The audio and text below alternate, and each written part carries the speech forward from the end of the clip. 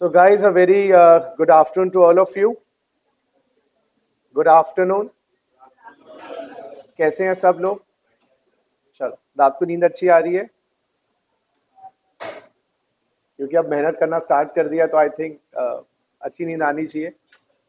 हाँ बच्चे, हाँ कल तो कितना पढ़े हैं आप? 8 बजे से लेकर 2:30 बजे तक। I think that was your longest class. चलो, सो गाइस, आज हम क्या करेंगे? अच्छा, आज प्रैक्टिकल करना है, थ्योरी करनी है? जो मेरी मर्जी है। चलो, डन है। होमवर्क भी डिस्कस करेंगे, बिल्कुल करेंगे। पहले 5 मिनट मैं आप लोगों को रिवाइज करवा दूं जो हमने कल किया था, उसके बाद हम आगे बढ़ेंगे। सो गाइस, कल we understood the concept of set off. That's the primarily, यानी कि मैं बोलूंगा सबसे ज्यादा इंपॉर्टेंट कॉन्सेप्ट है सेट ऑफ का। जीएसटी सारा ही खड़ा है इस सेट ऑफ के कॉन्सेप्ट के कारण। हाँ जी, सेट ऑफ के लिए गाइस ये देखिए, आपका आउटपुट जीएसटी में 5 टैक्सेस होंगे: IGST, CGST, SGST, UTGST, GST compensation, cess.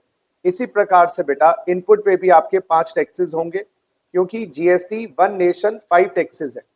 और इनका सेट ऑफ करने के लिए पहले गवर्नमेंट ने कहा सेम टैक्स का सेम टैक्स से सेट ऑफ है।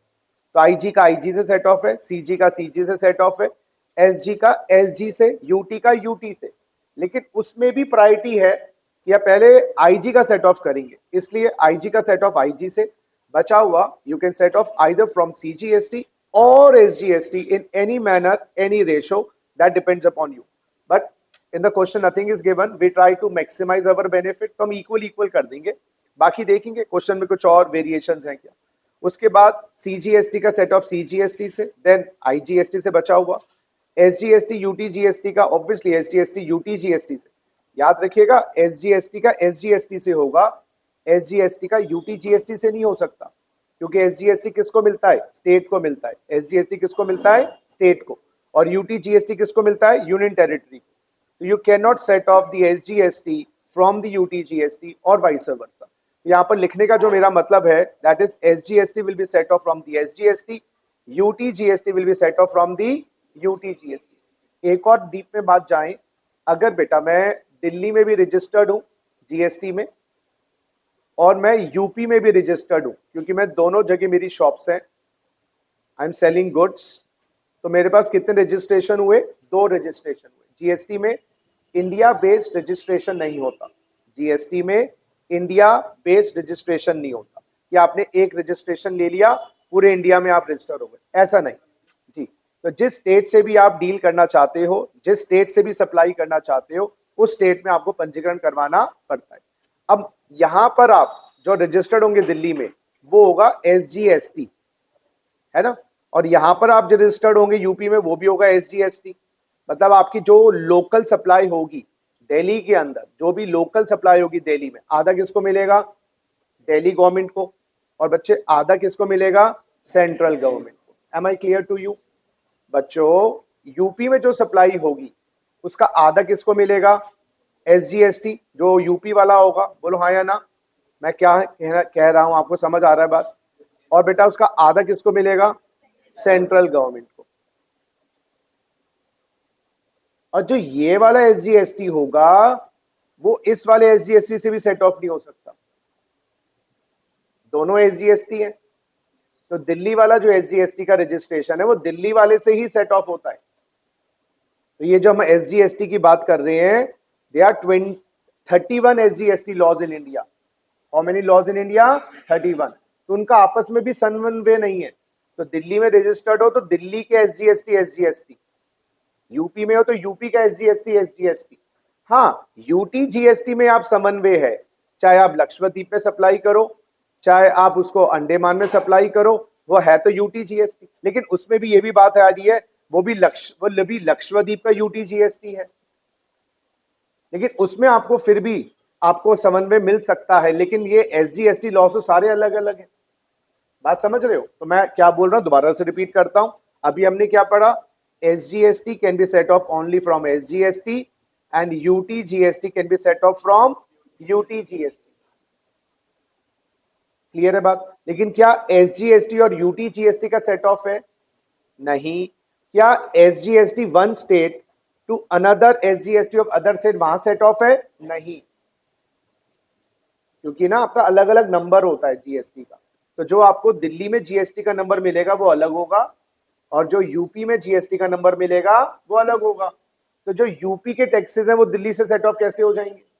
हाँ, गवर्नमेंट ने अक्लमंदी क्या करी है, आप एसजीएसटी सेट ऑफ करने के बाद आईजी से सेट ऑफ कर सकते हैं, ऐसे सीजीएसटी का सेट ऑफ करने के बाद आईजीएसटी से सेट ऑफ कर सकते हैं, और आईजीएसटी बचा हुआ आईजीएसटी के बाद सीजीएसटी और एसजीएसटी से कर सकते हैं। तो क्या सेट ऑफ क्या पॉसिबल नहीं है? बताओ क्या क्या सेट ऑफ पॉसिबल नहीं है, आप मुझे ये बताओ, रूल्स बताओ जो सेट ऑफ के पॉसिबल नहीं है। ये तो सेट ऑफ अलाउड है guys, what are the rules जो अलाउड नहीं है? आइए जरा, बहुत बढ़िया, आइए अब आप क्या करेंगे, जब हमने कल ये प्यारा सा चार्ट बनाया है गाइस, वहीं पर आप लिखेंगे रिस्ट्रिक्शंस ऑफ सेट ऑफ, वहीं आप लिखेंगे बच्चे restrictions. Anyone who was not there in the last session? Why अभी से ही स्टार्टिंग हुई है क्लासेस, एक हफ्ता हुआ है, छुट्टी दी थी फेस्टिवल की मंडे को। चलो, एंड व्हाट्स योर रीजन बच्चे? अच्छा, you giving both groups, but अच्छा ठीक है, you are having two wives, you have to manage them properly, लोगों से एक नहीं संभलती है। चलो, सो रिस्ट्रिक्शंस ऑफ सेट ऑफ में बताओ जी, पहला रिस्ट्रिक्शन गाइस, सीजीएसटी का सेट ऑफ एसजीएसटी से नहीं हो सकता। एक सेकेंड गाइस, एक सेकेंड, जस्ट अ सेकेंड।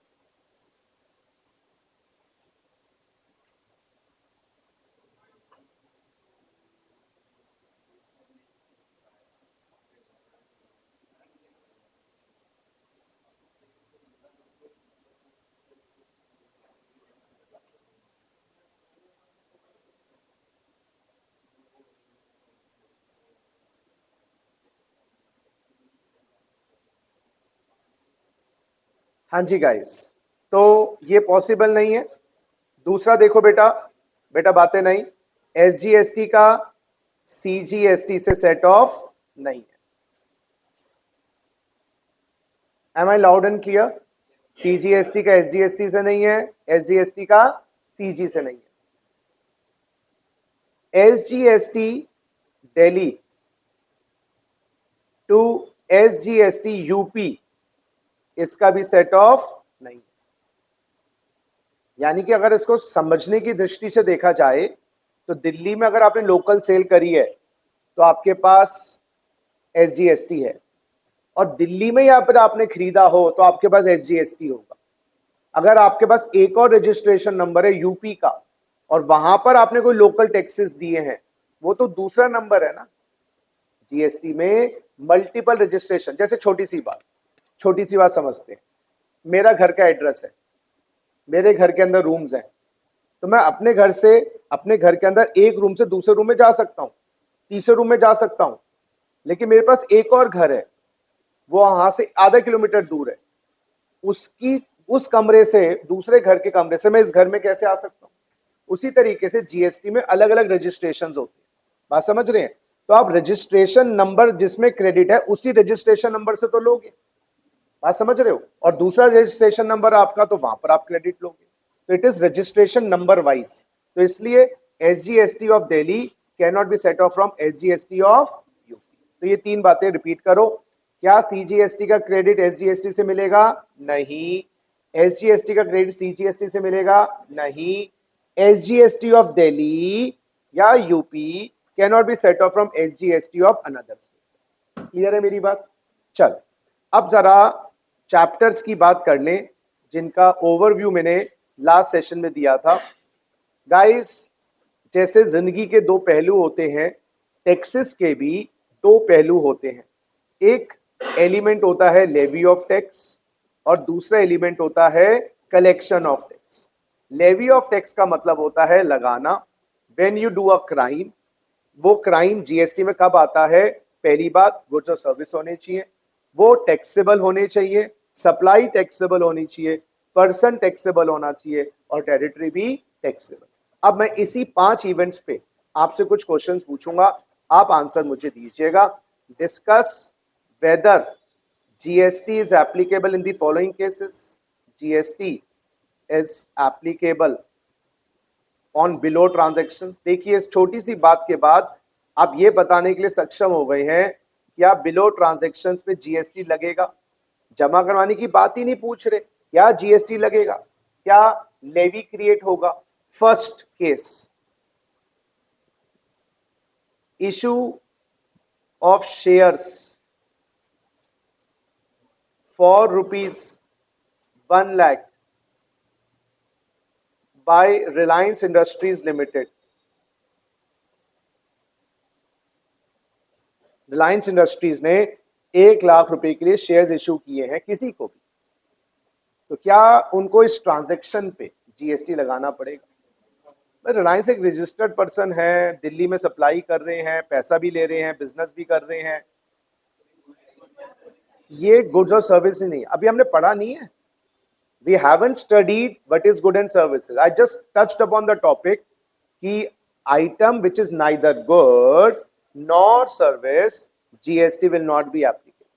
तो guys आप क्या लिखेंगे, इसका आंसर देख लीजिए। हाँ हाँ साथ साथ लिखते रहो, इजी चीज है तो इसमें टाइम बचेगा। So guys GST is not applicable. अभी तो डिटेल्ड मैनर में चैप्टर्स करने हैं, I am just touching on the topics. So GST is not applicable on the above transaction.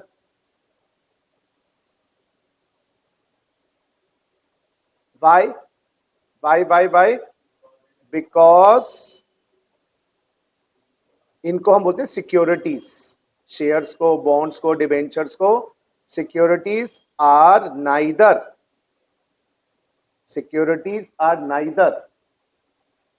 Goods nor services. Securities are neither goods nor services, is not applicable on the above transaction because securities are neither goods nor services. तो कौन सा event fail हो गया? पहला event ही fail. जैसे foundation clear करनी है, फिर आपको इंटर क्लियर करनी है, फिर आर्टिकलशिप पूरी करनी है, फिर सीए फाइनल क्लियर करना है, उसके बाद जीएमसीएस का कोर्स होता है, कोई एक होता है 15-20 दिन का कोर्स होता है, वो पूरा करना है, फिर जाके सीए बनते हैं। तो 5 इवेंट्स हो गए, फाउंडेशन, इंटर, फाइनल, और उसके बाद आर्टिकलशिप और आपका जीएमसीएस का और छोटे मोटे कोर्सेज। तो इसी प्रकार से यहाँ तो पहला इवेंट ही फेल हो गया। तो ये हम पढ़ेंगे डीप में कि what are the goods and what are the services. तो जो चीज गुड और सर्विस ही नहीं होती, जीएसटी एप्लीकेबल ही नहीं होता। ठीक है ना? चलो दूसरा केस देखते हैं। कुछ प्रॉब्लम्स हो तो पूछ लेना without any hesitation. Case number 2,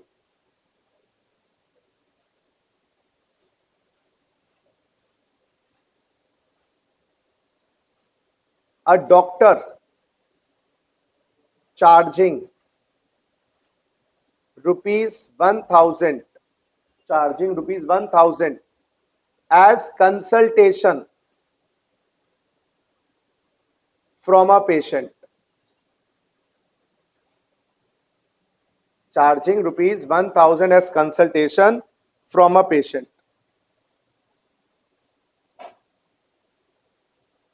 बताओ गाइस सर्विस की डेफिनेशन में डॉक्टर की सर्विस आती है, मैं बता रहा हूं, अभी तो आपने सर्विस डेफिनेशन पढ़ी नहीं है, बट डॉक्टर जो आपको दे रहा है दैट इज अ सर्विस।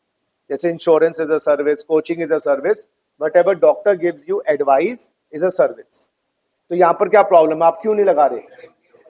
क्योंकि सेक्शन 11 हम करेंगे, वहां पर अप्रोक्स 70-80 सर्विसेज हैं जिन पे जीएसटी लगाया ही नहीं जाता। तो सर्विस मात्र होने से जीएसटी नहीं है।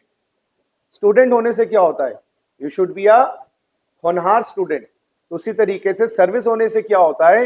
It should be a taxable service. तो ये टैक्सेबल सर्विस नहीं है, इसलिए इस पे जीएसटी लगाया नहीं जाएगा। लिखिए सर।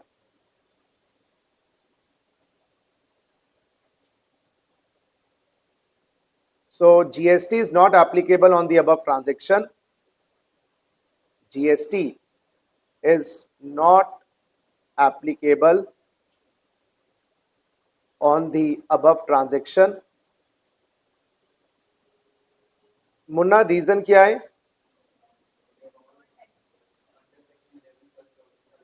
बहुत बढ़िया, बिकॉज सर्विसेज ऑफ डॉक्टर ये समझाऊंगा मैं, अभी आगे बताऊंगा कौन कौन से, तो आपकी नॉलेज के लिए बता रहा हूं। Services of doctor R exempt under section 11।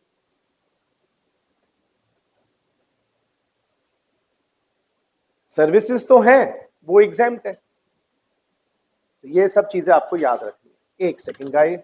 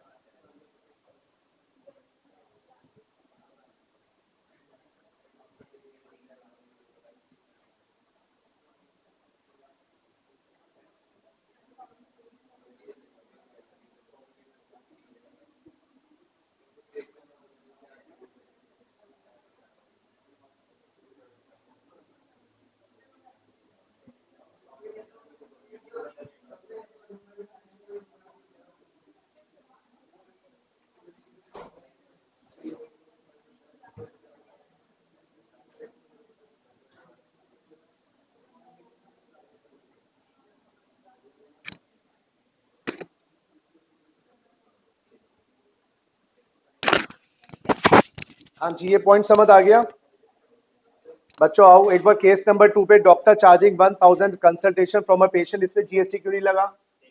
क्योंकि ये एग्जेम्प्ट है। तो ऐसे बहुत सारी चीजें हैं जो एग्जेम्प्ट हो जाएंगी, हमें करनी पड़ेगी।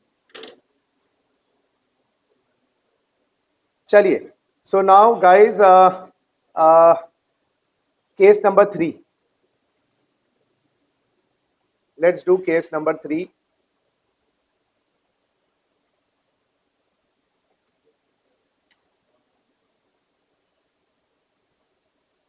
A person selling, a registered person selling mobile phone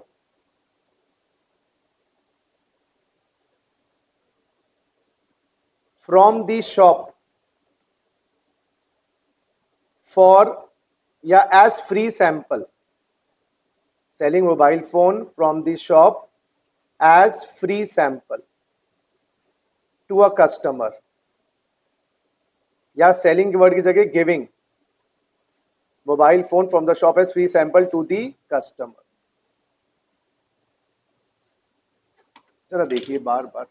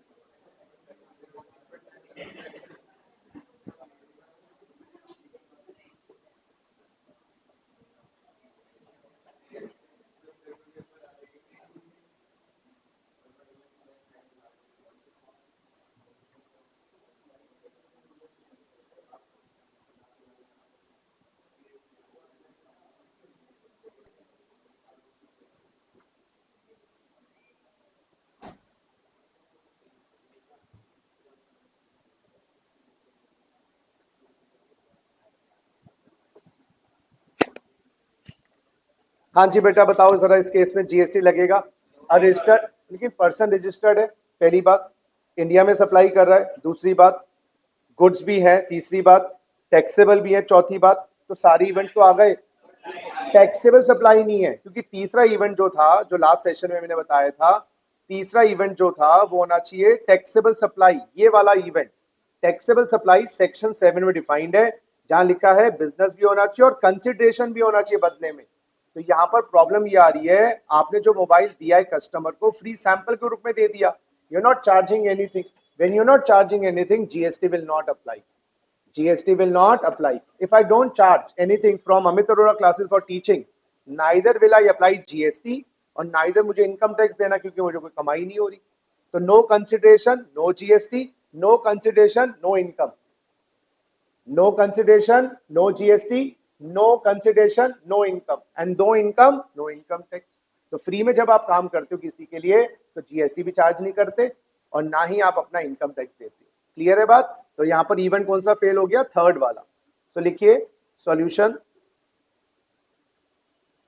GST is not applicable, GST is not applicable on the above transaction, GST is not applicable on the above transaction because it is not a taxable supply under section 11, under section 7, क्योंकि ये taxable supply नहीं है section 7 के,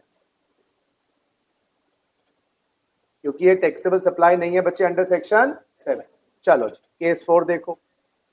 तो आपको बहुत सावधानियां बरतनी है जीएसटी लगाने के लिए, एक भी सावधानी हटी नहीं और दुर्घटना घटी नहीं। लिखिए जी, अ मोबाइल शॉप ओनर,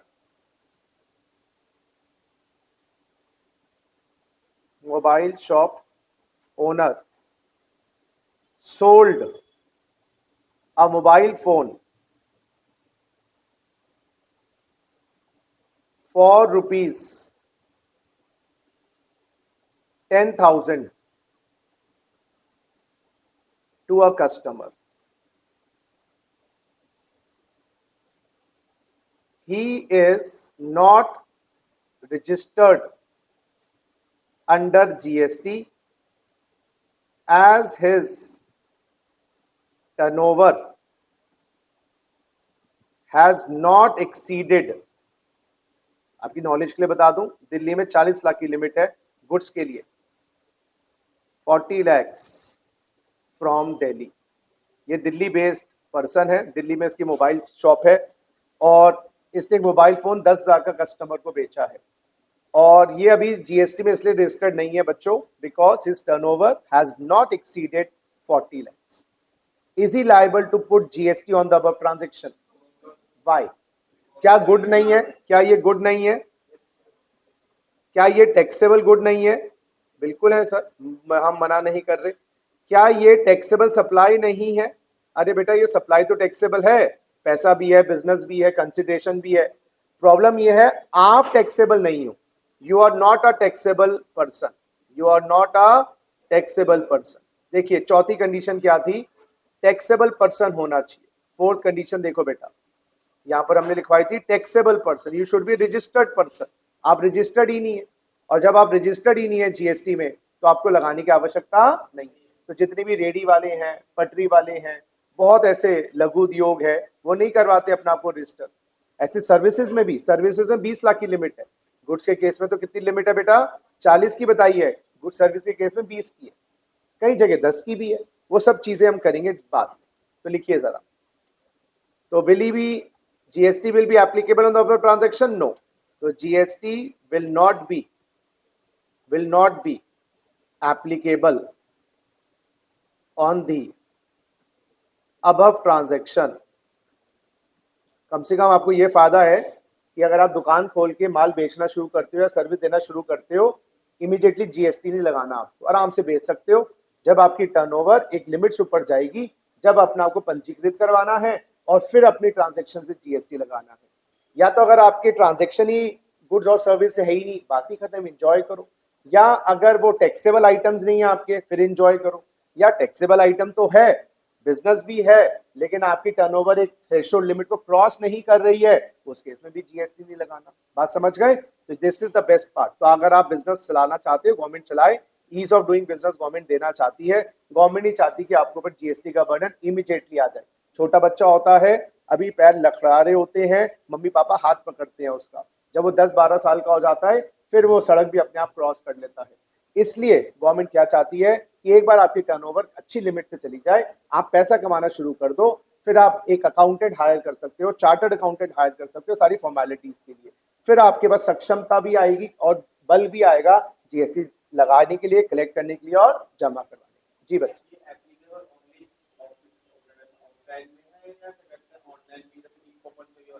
नहीं, अब ये सब देखो, वो अलग अलग कॉन्सेप्ट है। रजिस्ट्रेशन कर रहे हो आप, फिजिकली माल बेच रहे हो या थ्रू थ्रू फ्लिपकार्ट या अमेजोन के थ्रू आप बेच रहे हो, वहां पर भी रजिस्ट्रेशन किस लिमिट के ऊपर है, वहां पर भी ये सब लिमिट्स मिलेंगी आपको। पहले मैंडेटरी था, चेंज हो गया लॉ। पहले अगर आप फ्लिपकार्ट के थ्रू अगर मोबाइल बेचते थे, एक मोबाइल भी बेचना होता, आपको मैंडेटरी रजिस्ट्रेशन लेना होता था। तो लास्ट ईयर ही लॉ बदल दिया गवर्नमेंट ने और लघु उद्योग को ये बेनिफिट दिया कि अगर आप अपने किसी इलेक्ट्रॉनिक कॉमर्स के थ्रू या ई कॉमर्स के थ्रू वगैरह भी आप माल दे रहे हो, फ्लिपकार्ट, अमेजोन के थ्रू, मीशो ऐप के थ्रू, किसी के भी थ्रू, आपको मैंडेटरी रजिस्ट्रेशन नहीं है, पहले होता था। तो यानी कि आप ई कॉमर्स के थ्रू भी अगर आप बिजनेस करोगे, आपको लिमिट्स मिलेंगी। That the best part. आइए, so GST will not be applicable on the transaction because, बताओ बताओ बाय, रीजन बताओ बेटा। हाँ, because the seller is not liable to be registered. ऐसे मत बोला इज नॉट रजिस्टर्ड, हो सकता है लिमिट क्रॉस कर गई होती, फिर तो is liable to be registered, liable to pay GST. as is not liable to be registered as his turnover does not exceed the threshold limit. So because the supplier is not liable to be registered, not liable to be registered under GST as his turnover, ये तो आगे जाके deep में करना ही है बेटा, does not exceed threshold limit. लो बेटा, आई promised you her theory को हम प्रैक्टिकली करने वाले हैं। तो लास्ट क्लास में थ्योरी लिखवाई थी, आज उसके प्रैक्टिकल एग्जांपल्स देख रहे हैं। क्लियर है बात? चलो एक एग्जांपल और देखते हैं।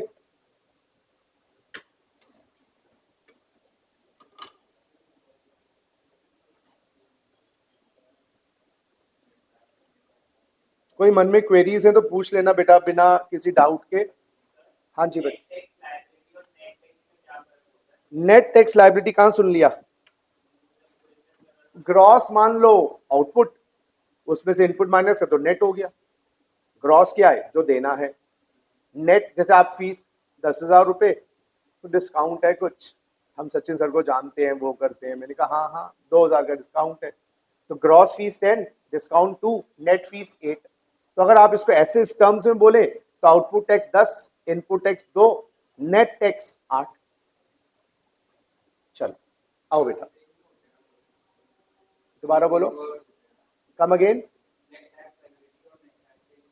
वो तो यार, जैसे आदमी बोलो, इंसान बोल लो, पुरुष बोल लो, महिला बोल लो, वो सब इंटरचेंजेबल वर्ड्स हैं। तो आप नेट टैक्स लायबिलिटी बोल लो, नेट टैक्स पेबल बोल लो, नेट टैक्स अमाउंट बोल लो, it doesn't make any difference. Important है क्वेश्चन जिस भाषा में पूछ रहा है उसी भाषा में आंसर दो। मुझे अपने ना जेवी गुप्ता सर याद आ गए, मैं सीए फाइनल करता था उस वक्त, ये शायद 2001-2 की बात होगी या बहुत पहले की। तो जो मैं सीए फाइनल करता था तो हम शालीमार बाग जाते थे पढ़ने। आई थिंक जितने भी 2005 से पहले सीए बने हैं ना, जितने भी, वो सब उनसे पढ़े। शालीमार बाग वाले सर होते थे, जेबी गुप्ता सर, सीए फाइनल पढ़ाते थे, अकाउंट्स, और उस टाइम पे कॉस्टिंग एफएम या कुछ माफा सब्जेक्ट होता था। तो वो कहते थे बेटा जिस टोन में मुझसे क्वेश्चन पूछोगे उसी टोन में मैं आंसर दूंगा। तो अगर हम उससे ना प्यार से पूछते थे तो बड़ी प्यार से आंसर देते थे, और थोड़ा सा ना टॉन्ट वे में पूछ लेते थे ना, मजाक के मूड में, तो वो मतलब धज्जियां उड़ा देते थे हमारी। वो पता लग जाता टीचर को कि आप किस टोन में पूछ रहे हो। तो ऐसे एग्जाम का जो रिक्वायरमेंट है जिस टोन की, वो कह रहे नेट टैक्स बताओ, तो नेट टैक्स इतना है, वो कह रहा है जी पेबल बताओ, जी पेबल इतना है। वो कहता है जी लाइबिलिटी बताओ, कि जी लाइबिलिटी ये है। तो हमें अपनी अकल नहीं लगानी है, जिस टोन में क्वेश्चन पूछे उसी टोन में आंसर। वैसे रियल लाइफ में भी ये मुझे लगता है अच्छा काम है सर। चलो जी, ये हो गया बेटा। केस 5 लिखो। Ramlal registered person under GST and dealing in taxable goods. Dealing in taxable goods. बताना कौन कौन से इवेंट्स पूरे हो गए इसके? तीन। तीन। एक तो रजिस्टर्ड पर्सन है, टैक्सेबल पर्सन है, सर गुड्स भी है और टैक्सेबल भी है। गुड्स तो होंगे जब तो टैक्सेबल हुए। Exported goods to USA for ₹1 lakh. अब बताओ, will GST apply on the above transaction? यार अब तो लगा दो यार, बार बार मना कर जा रहे हो जीएसटी एप्लीकेबल नहीं है जी, अब तो लगा दो यार। अब प्रॉब्लम टैक्सेबल टेरिटरी नहीं है, टैक्सेबल टेरिटरी में सप्लाई होनी चाहिए। And taxable territory means whole of India, India में सप्लाई होनी चाहिए। ये सप्लाई तो इंडिया में ही नहीं हुई, ये सप्लाई कहां हुई है? इंडिया से बाहर। Exports are not taxable, exports are not taxable, क्योंकि ये जीएसटी क्या है? Destination based tax. जीएसटी क्या है? Destination based. डेस्टिनेशन कहां होनी चाहिए? India. And this is not India, this is exported. So क्या लिखेंगे? GST is not applicable as supply not in taxable territory, not in taxable territory. तो हमारी जो सप्लाई होनी चाहिए वो कहां पर होनी चाहिए? इंडिया के अंदर। अब जरा देखते हैं Aryaman,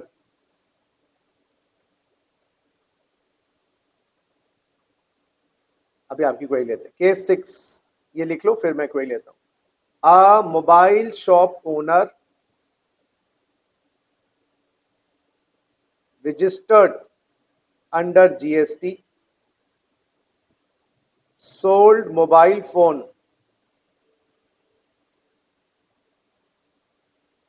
for ₹10,000 to a customer. भाई साहब अब तो लगा दो यार, बहुत देर हो गई है, 5 एग्जाम्पल्स में मना करते आए हो, अब तो कबूल कर लो। कबूल है? देखो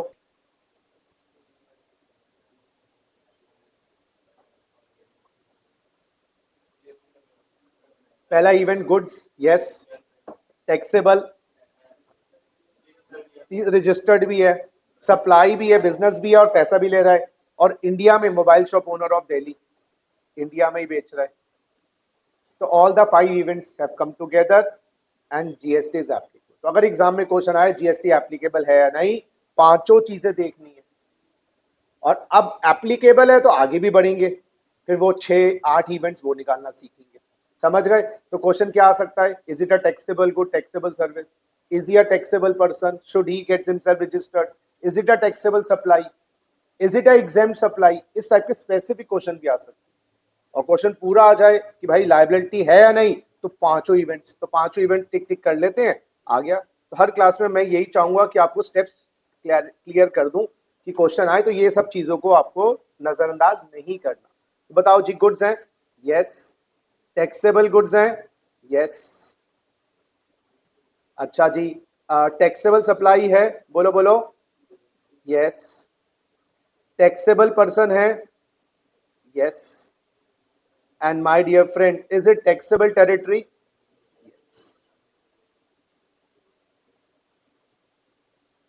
Is he liable to pay GST? Yes. So Ramlal कोई नाम है क्या? Yes. So mobile shop owner, GST is applicable on the above transaction. GST is applicable on the above transaction. अब वो रीजन दे देना, because all the 5 events have come together. चलो जी पूछो। अभी चैप्टर किया नहीं है टर्नओवर, फिर भी पूछो। इस एग्जांपल में रजिस्टर्ड है ना, तो जब भी तो रजिस्टर्ड हुआ होगा, एक्सीड कर गई होगी। वैसे वॉलंटरी भी रजिस्ट्रेशन है। आ बैल मुझे मार, आ बैल मुझे मार मतलब, अरे कई लोग कहते हैं मैं जीएसटी कंप्लायंस करना चाहता हूँ, मुझे टर्नओवर मेरी 2 लाख है, तो बेटा तुझे तो अभी 20 लाख 40 लाख की लिमिट मिलेगी, क्या लिमिट नहीं चाहिए, मैं रजिस्टर करवाना चाहता हूँ, करवा ले भाई, हमें क्या दिक्कत है। तो जीएसटी में वॉलंटरी रजिस्ट्रेशन भी है। बात समझ रहे, क्यों करवाता है वॉलंटरी रजिस्ट्रेशन, उसके प्रॉस एंड कॉन्स क्या है, अभी चर्चा का विषय नहीं है। इनकम टैक्स में ऐसा नहीं है। इनकम टैक्स में 3 लाख की एग्जेम्पशन लिमिट है टैक्स देने से। और बड़ा दिल दिखाना चाहते हो, I am Modi ji inspired fan, मेरी इनकम 1 लाख है, मैं टैक्स देना चाहता हूँ। अगर आपने दे दिया 1 लाख की इनकम पे भी टैक्स, आपको रिफंड मिल जाएगा, वापस आ जाएगा आपके पास, आपके अकाउंट में वापस गवर्नमेंट दे देगी। तो इनकम टैक्स में तो टैक्सेस देने ही 3 लाख से ऊपर कमाई पे है, लेकिन जीएसटी में voluntarily you can forego your exemption of 40 lakhs 20 lakhs and you get yourself registered. Now what are the advantages of it, what are the disadvantages of it, I'm not discussing right now. Clear बात, तो आप ये कर सकते, आपको कैसे पता ये बात? अच्छा, मैंने कहा थोड़े से बच्चों को पता हो।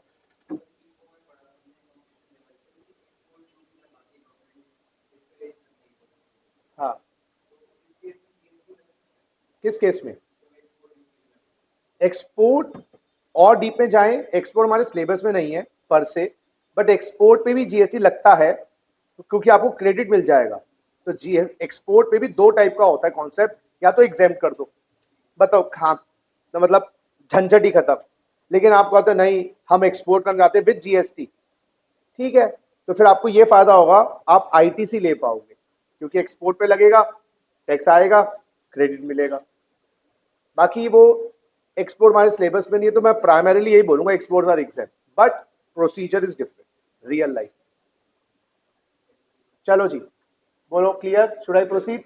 चलो जी, अब बेटा ये क्वेश्चन हमारे सारे कौन से संबंधित है, पॉइंट से, लेवी से संबंधित है।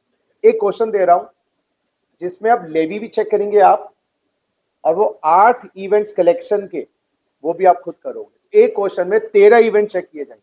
आइए जरा, तो case number 4, case number 5 and case number 7। Case number 7 लिखिए जरा। Ramlal a registered person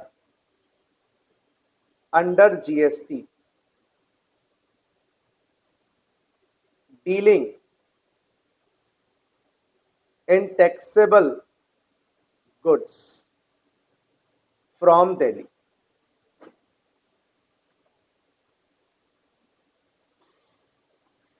He purchased goods from UP for ₹1 lakh. अब मैं डेट्स को इनकॉर्पोरेट कर रहा हूं क्वेश्चन में, dates.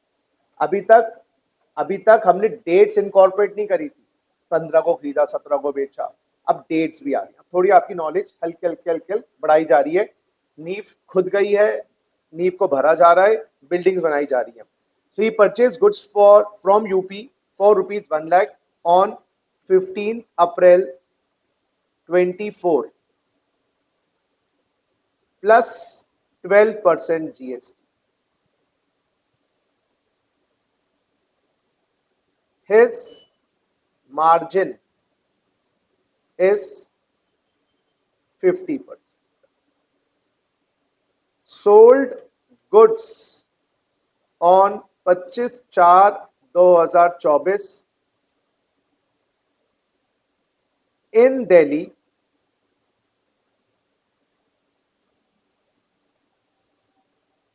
along with installation charges of ₹10,000, which is charged extra.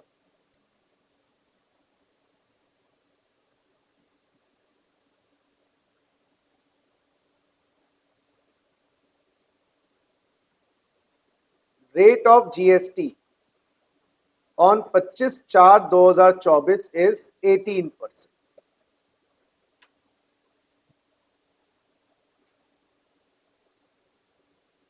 Sold goods to Shyamlal, यहां पर लिखेंगे बस श्यामलाल। तो रामलाल ने गुड्स खरीदे हैं दूसरी स्टेट से और इसने श्यामलाल को गुड्स बेचे हैं दिल्ली में 25/4/2024 को। गाइस दो बातें करनी है,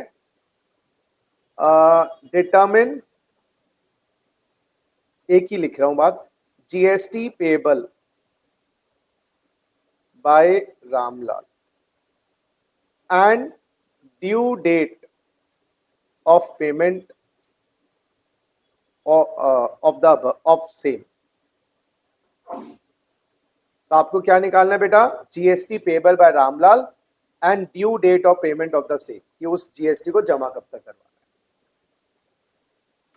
है। इस क्वेश्चन को आप मेरे साथ सॉल्व करेंगे। वैसे तो मुझे लग रहा है आप कर सकते हैं, करने में आप सक्षम हैं, लेकिन मैं इसको अपनी तरह से करवाना चाहूंगा, या खुद करना चाहोगे एक बार रफली? एक बार रफली कर लो, करो जरा इसको, क्वेश्चन को करो। ये है कुछ ज्यादा मेजर नहीं है। एक हिंट दे देता हूं, इंस्टॉलेशन चार्ज ऐड हो जाएंगे हमारे कॉस्ट में, तुम्हारी सेलिंग प्राइस बढ़ जाएगी, तो जीएसटी इंक्लूड करके लगाया जाएगा इंस्टॉलेशन चार्ज। अगर 1.5 लाख के गुड्स बन रहे हैं, 10,000 इंस्टॉलेशन है, तो हमारी 1,60,000 माना जाएगा कॉस्ट। करो बेटा।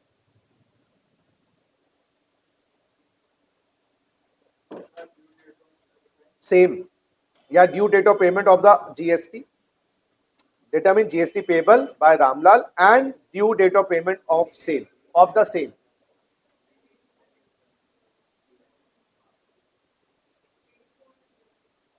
कर दिया आपने? My God, children are so quick today. 8400 rupees. CGST SGST ये तो बताया ही नहीं। 84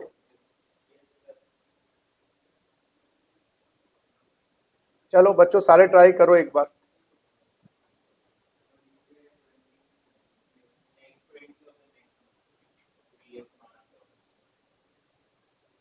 करो करो, टेक योर टाइम यार, थोड़ा सा।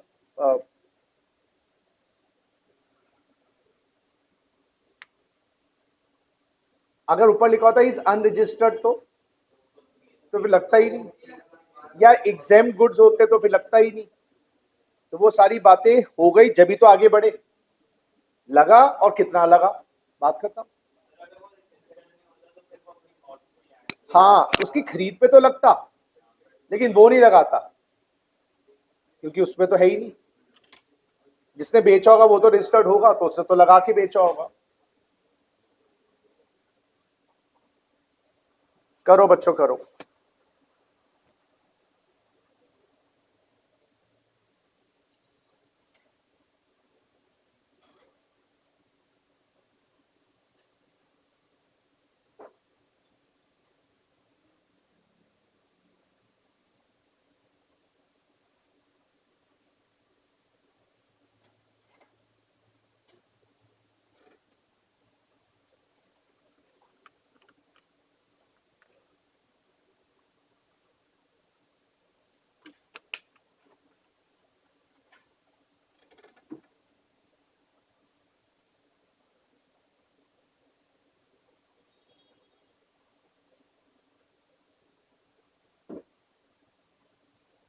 आई think you not seen the back of the last class. नहीं देखा ना?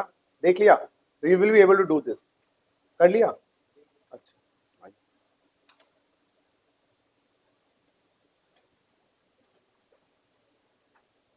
मैं प्रेजेंटेशन की बात नहीं कर रहा अभी, लेवी और कलेक्शन एक एक करके 5 और 8 13 इवेंट्स दिखाऊंगा मैं यहां पर आपको। यही हमारा सिलेबस का पार्ट है बस।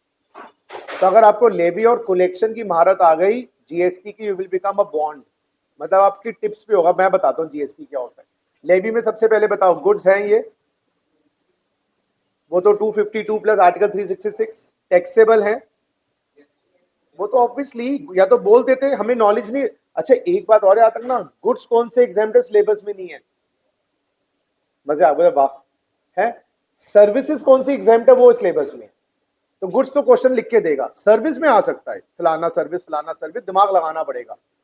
आटा है, मैदा है, सूजी है, बेसन है, दही है, ये सब चीजें नहीं आई। तो इंस्टीट्यूट नोस कि बच्चों की लिमिटेशन है, कितना याद करेंगे। चलो ये भी इवेंट है। तीसरा, ये मैं रामलाल के संदर्भ की बात कर रहा हूँ। तीसरा बताओ, टैक्सेबल सप्लाई है, हाँ कंसिडरेशन भी है और बेच भी रहा है। क्या रामलाल रजिस्टर्ड है? तो जब भी क्वेश्चन जीएसटी पेबल का आए मेरे प्यारे बच्चों, आप लेवी को रफ में चेक कर लेना। बच्चे क्या होता है, कैलकुलेशन लग जाते हैं, बाद में देखते हैं अरे यार वो तो रजिस्टर्ड था ही नहीं। तो ये चीज चेक कर लेना। हाँ जी, टैक्सेबल पर्सन है बेटा रामलाल। और क्या टैक्सेबल टेरिटरी में बेचा गया है? दिल्ली में बेचे गए हैं भाई। तो बेटा प्यार, सॉरी, जीएसटी लग गया, प्यार हो गया। चलो अब इजहार करें बेटा। इजहार करने के लिए सबसे पहला काम बताओ नोट्स के हिसाब से। सचिन सर, हाँ मैं हर क्लास में देखूंगा, हर चैप्टर का I give you a time line, ये चीजें चेक करो, भूलोगे नहीं। First is time of supply, 1 2 3 4। Exam में ऐसा नहीं देना, एग्जाम की प्रेजेंटेशन तो मैं बता दूंगा, अभी पहले समझो। 5। छठा चीज time of supply. What is the time of supply for you? 25/4। अभी तो एक ही डेट दी हुई है, मैं आपको ना 15 डेट दूंगा। एग्रीमेंट की डेट अलग कर दूंगा, जिस दिन बेचने का एग्रीमेंट हुआ मेरा, जिस दिन डिलीवरी हुआ अलग, बिल अलग तारीख को इशू किया, पेमेंट अलग तारीख को आई। अभी तो मैंने जानबूझ के सिंपल केस एक ही डेट दी थी है। अगर पूरे हिंदुस्तान में आपके लिए एक ही लड़की है, एक लड़का रह गया, तो आप उसी के लिए प्रपोज करोगे ना, मल्टीपल चॉइसेस ही नहीं है आपके पास, ठीक है ना। लेकिन आपके पास मल्टीपल चॉइसेस हो तो फिर विल चूज विच ऑप्शन, वो टाइम ऑफ सप्लाई का चैप्टर बताएगा। यहाँ तो क्लियर है, 25/4/2014, 25/4/2024। बोलो हाँ या ना। इससे एक फायदा हुआ, रेट ऑफ जीएसटी भी फाइनलाइज हो गया, क्योंकि रेट ऑफ जीएसटी खरीदते वक्त तो सप्लाई उसकी थी जिसने बेचा, जब 12 था, बेचते वक्त जीएसटी क्या है 18, तो मैं तो 18 लगाऊंगा। खरीदते वक्त सप्लाई उसकी थी, वो सप्लायर था, भाई साहब मैं बेच रहा हूं तो मैं सप्लायर हूं, तो मेरा रेट ऑफ जीएसटी फाइनलाइज हो गया 18%। सो मेरा इस टाइम ऑफ सप्लाई से रेट ऑफ जीएसटी फाइनलाइज हो गया कितना, 18%।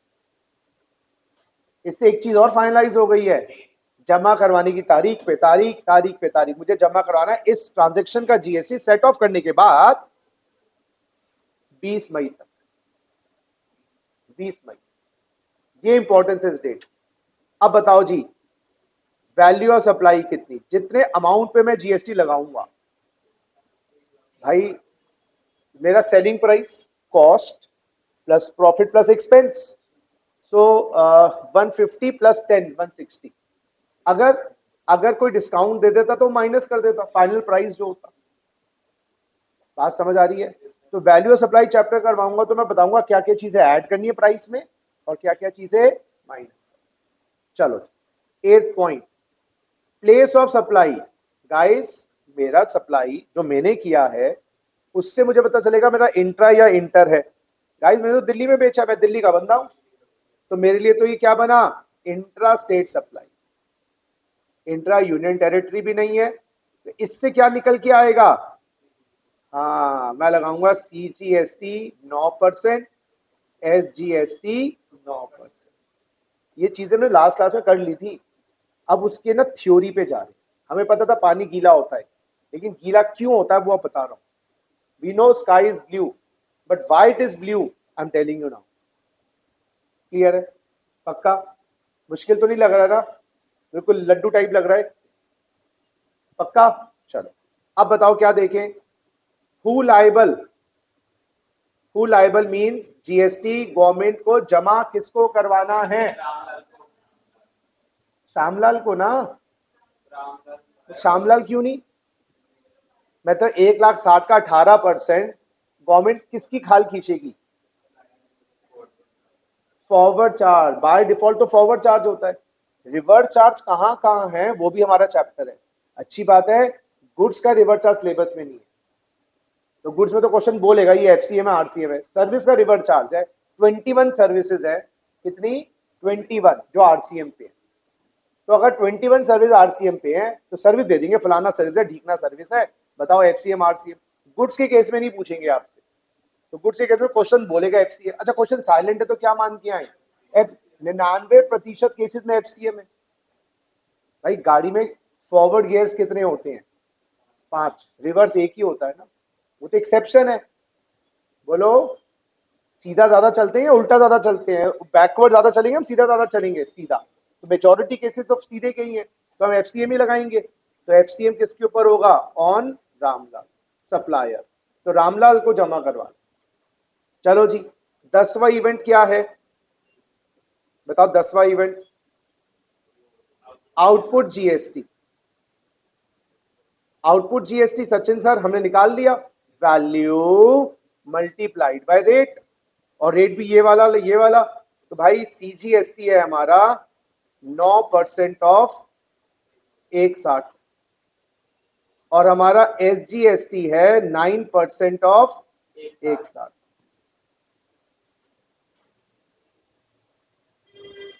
अब मुन्ना क्या करना है? इनपुट जीएसटी निकालना है। इनपुट जीएसटी जो हमारा खरीद पे है, वो कितने का खरीद है हमारी, और वो 1 लाख है। उसका भी प्लेस ऑफ सप्लाई क्या रहा होगा? इंटर, क्योंकि जिसने बेचा वो दूसरी सेट का है, तो इस पे क्या लगा होगा? आईजी। बात समझो, हमें उसका भी सोचना पड़ेगा, उसका प्लेस ऑफ सप्लाई क्या था, उसका वैल्यू ऑफ सप्लाई क्या था, वो लेकिन वो सप्लाई ने सोचा होगा, हम तो खाली उसको दे आए होंगे। तो इस 1 लाख का 12% होगा आईजीएसटी। 1 लाख का 12% आईजीएसटी कितना हो गया? 12,000। और ये सॉल्व करके कितना आया? 24,000 20, तो 14,400, 14,400।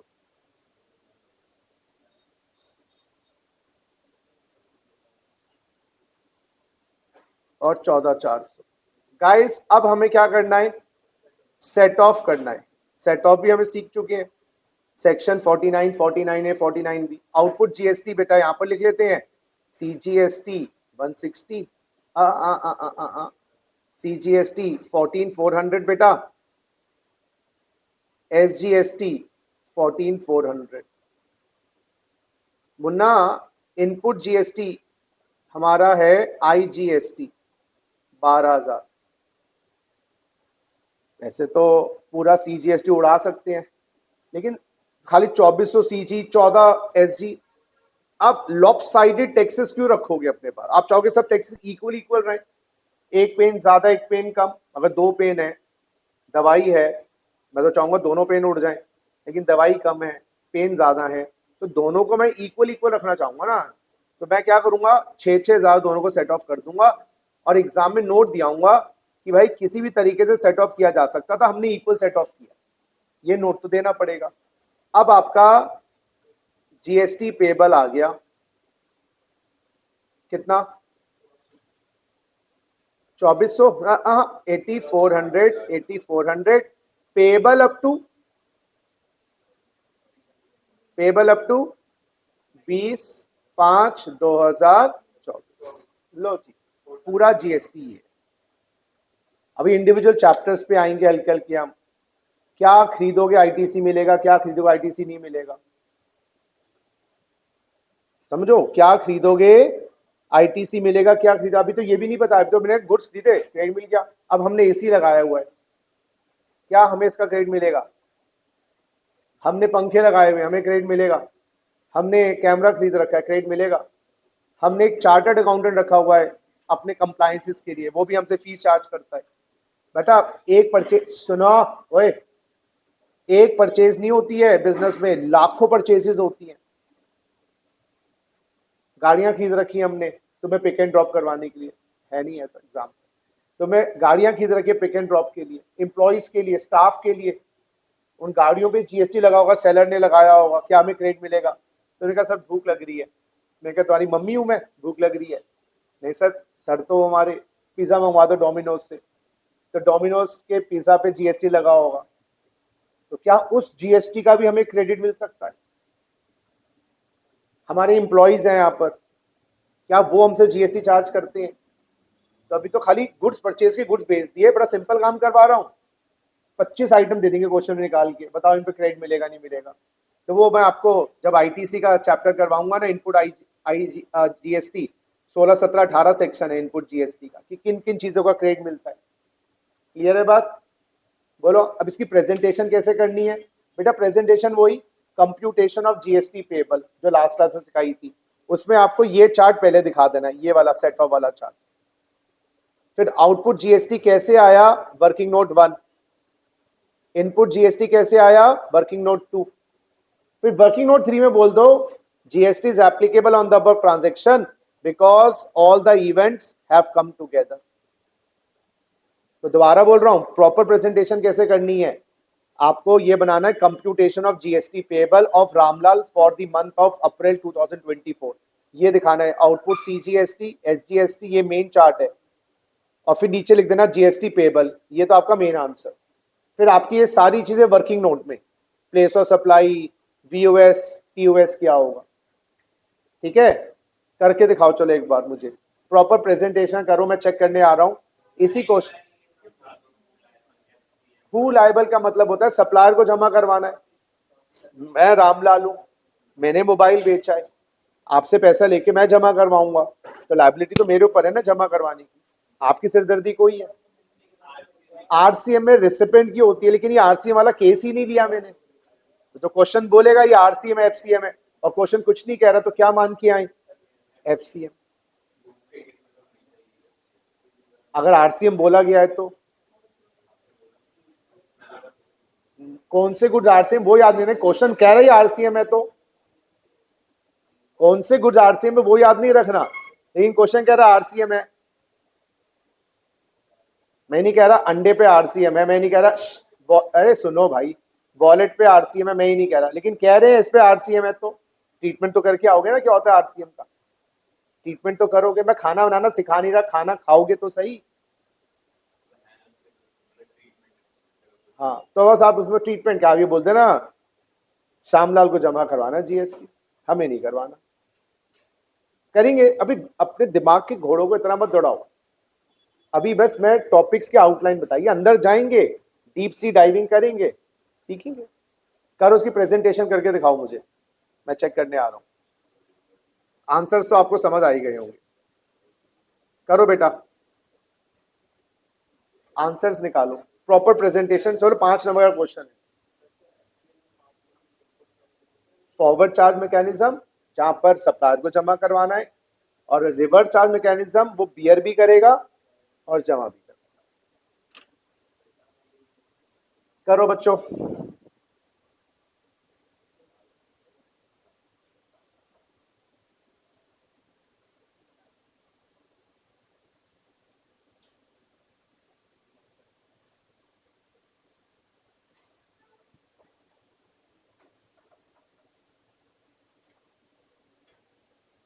प्रॉपर प्रेजेंटेशन देखना चाहता हूं, 5 नंबर का क्वेश्चन है।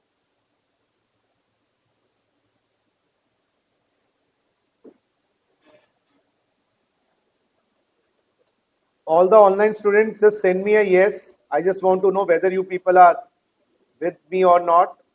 All the online students send me a yes. क्योंकि क्या होता है आंसर निकालने में सक्षम तो हो जाते हैं, बट प्रेजेंटेशन हमारी एकदम होती है बकवास, वही मार्क्स कट जाते। आंसर तो आ गया, लेकिन how will you present it?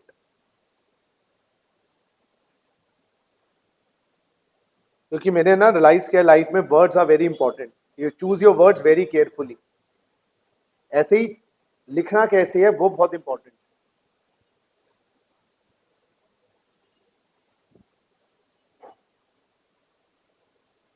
Very good Aryan, Anjali, Manpreet. आज गोची कर गए तुम लोग, क्लास में नहीं आए। एनी हाउ फॉलो करो बेटा, कुछ क्वेरीज हो तो आप पूछ लेना। Aryan, Anjali, Manpreet, everyone, if you have any queries please ask. एक ही प्रॉपर प्रेजेंटेशन करके दिखाओ मुझे।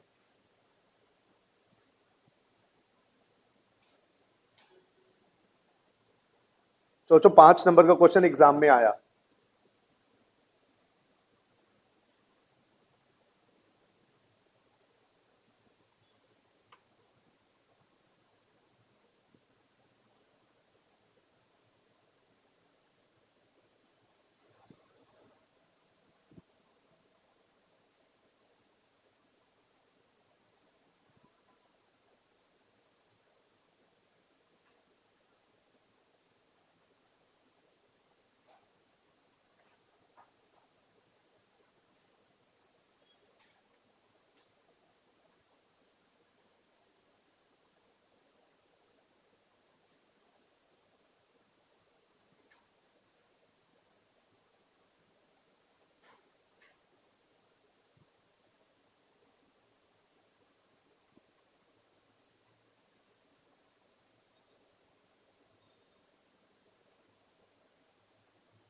हो गया।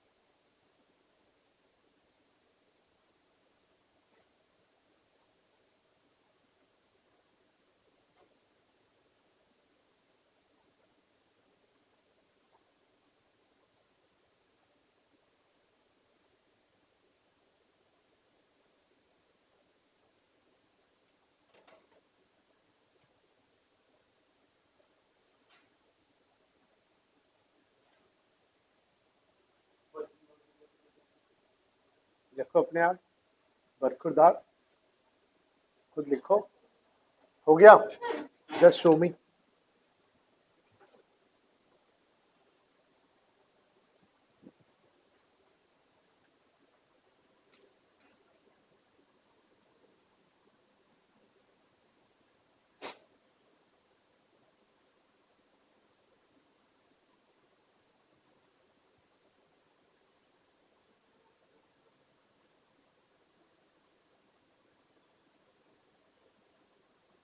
मेंशन तो करो ये कौन से वर्किंग नोट से आएगा, लिंक करो इसको, अमाउंट लिखो, ये सब चीजें। आ रहा हूँ बेटा। वेरी गुड, इसको अब लिखो। ये क्या है, वीयूएस?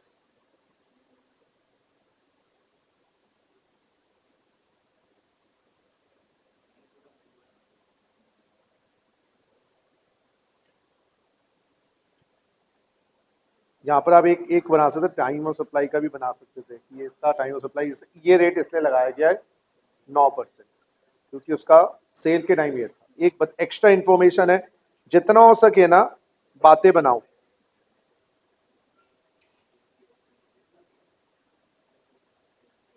बहुत बढ़िया। और एक note, GST is applicable on the above transaction, वो सारी अजम्पशन दी हुई थी, तो इसलिए वो रजिस्टर्ड पर्सन भी है, वो भी आप मेंशन कर सकते हो कि जी, हाँ, एज अ नोट। बाकी तो हमें पता ही है वो सारी चीज, बाकी it is good. I will give you.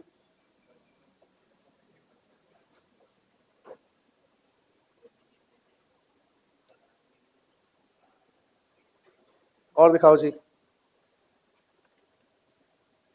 Presentation का है,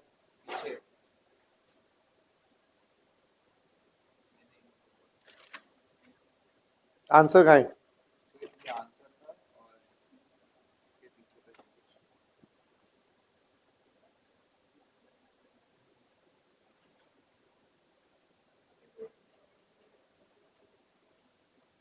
ये क्या है, ये भी बन,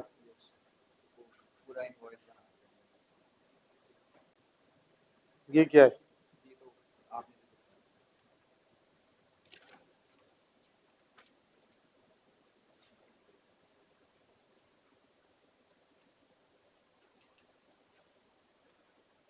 तो यहाँ पर लिख देते वर्किंग नोट 1 2, ये लिख देते वर्किंग नोट 1, ये आउटपुट ये इनपुट, तो ऐसे पता लग जाता है। इसको 1 कर देते, इसको 2 कर देते, फिर आप दिखा देते ये वर्किंग नोट 2 है, ऐसे करके 12,000, ये वर्किंग नोट 1 है।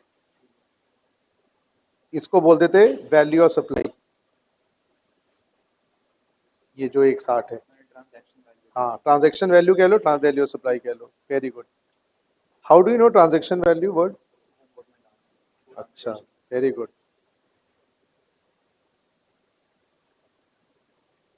हाँ, तो any manner but we have set off equally, ये लिखो, हमने इक्वली सेट ऑफ किया है। और एक बात और लिख दो, GST will be एप्लीक, time of supply के बारे में नोट दे दो कि time of supply will be 25/4, उस टाइम पे रेट 12 था इसलिए मैंने 12 लगाया। और GST will be applicable on the transaction since is a registered person. बस ठीक है, I think majorly it is right.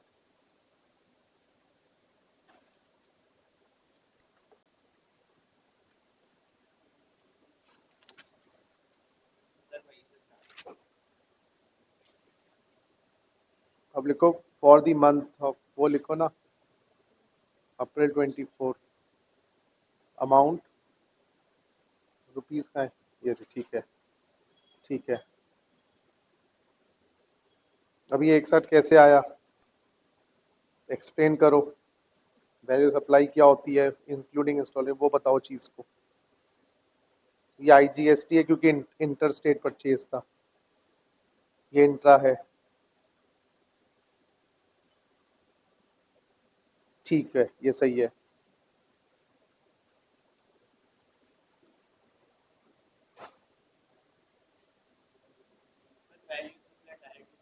हाँ, इंक्लूडिंग इंस्टॉलेशन थोड़ा सा ब्रीफ में दे दो वर्किंग नोट्स बना के।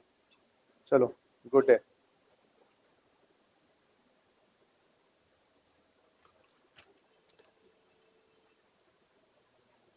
फॉर द मंथ ऑफ, कौन सा भैया महीना है ये, अमाउंट, आंसर कहाँ से है, यहाँ से ना, तो अमाउंट रुपीस, और कौन किस महीने का है ये लाइबिलिटी, ये जीएसटी पेबल का चार्ट तो ये है ना, तो ये क्या है, तो फिर ये वर्किंग नोट में जाएगा। इसको यहाँ दिखा दिया तो मैं इसमें कंफ्यूज हो गया कि क्या है। अब ये दिखाओ सीधा, आउटपुट इनपुट,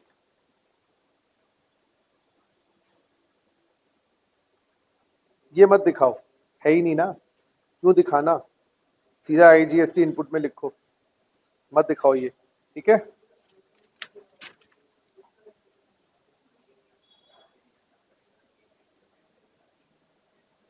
ये सही है, ये सही है, ये सही है।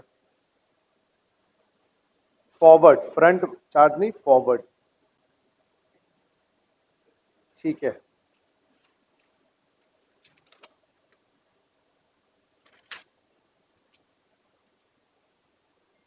गुड। बस ये थोड़ा सा ये चीज़ ना, इसी में आप दिखा सकते थे वर्किंग नोट 1 2 भी, इसको वर्किंग नोट 1 बना दिया, नहीं इसको वर्किंग नोट 2 बना, वीएलयू सप्लाई यहाँ लिख देते, यहाँ लिख देता आउटपुट जीएसटी, अगर इनपुट जीएसटी का भी एक बना के ना एक ही टेबल बन जाता। कई बच्चों ने ऐसे भी किया, एक अगला चार्ट है इनपुट, उससे आउटपुट, उससे सब कुछ दिखा दिया एक ही चार्ट में, उससे वर्किंग और उसका सप्लाई का डेट वहीं लिख दी, तो एक ही चार्ट में आपका ये भी बन सकता है ऐसे। अब ये दिखाता हूँ मैं, गुड है। और दिखाओ जी,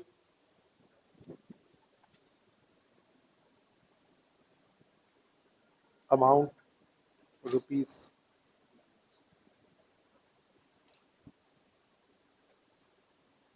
160 कैसे आया, इसकी बाइफिकेशन दिखाओ, कैसे आया 160, आप बोलो वैल्यू सप्लाई कितना है इसका, इनपुट जीएसटी, ये सही है, ठीक है। और थोड़ा सा एक्सप्लेन करो कि वैल्यू सप्लाई क्या था, प्लेस ऑफ सप्लाई क्या था, टाइम ऑफ सप्लाई क्या था, ये सब चीज़ें बता दो। और लाइबल, ये लाइबल भी है जीएसटी के लिए, liable to pay GST since is a registered person, बस बाकी ठीक है।